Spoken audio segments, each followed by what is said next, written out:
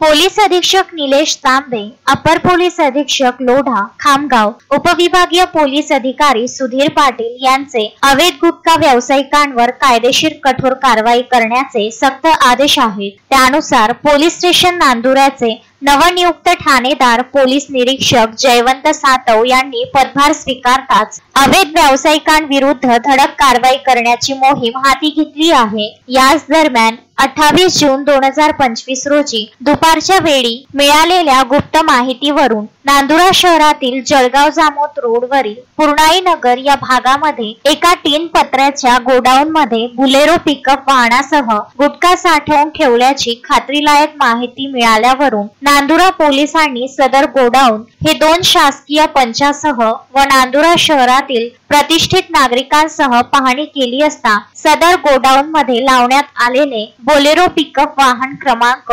MH48 AY 3421 मध्ये व गोडाऊनच्या आतील एका टीन पत्र्याच्या खोलीमध्ये महाराष्ट्र शासनाने प्रतिबंधित केलेला व मानवी आरोग्यास अपकारक असलेला सुगंधित गुटखा एकूण किंमत 12,26,277 रुपयाचा तसेच सदर गुटखा वाहतूक व वितरणाकरिता वापरात येणारे एक पांढऱ्या रंगाचे महिंद्रा बोलेरो पिकअप वाहन क्रमांक MH48 AY 3421 किंमत 8 लाख रुपये असा एकूण 20,26,277 रुपयाचा मुद्देमाल घटनास्थळावर शासकीय पंचासमक्ष मिळून आल्याने कायदेशीर कारवाई करून जप्त करण्यात आला आहे। सदर गोडाऊनचे मालक विशाल विनोद जैन व बोलेरो पिकअपचा चालक मालक यांच्या विरुद्ध पोलीस स्टेशन नांदुरा येथे गुन्हा दाखल करण्यात आला आहे। सदर गुन्ह्यामध्ये अधिक आरोपी निष्पन्न करण्याकरिता तपास प्रक्रिया सुरू करण्यात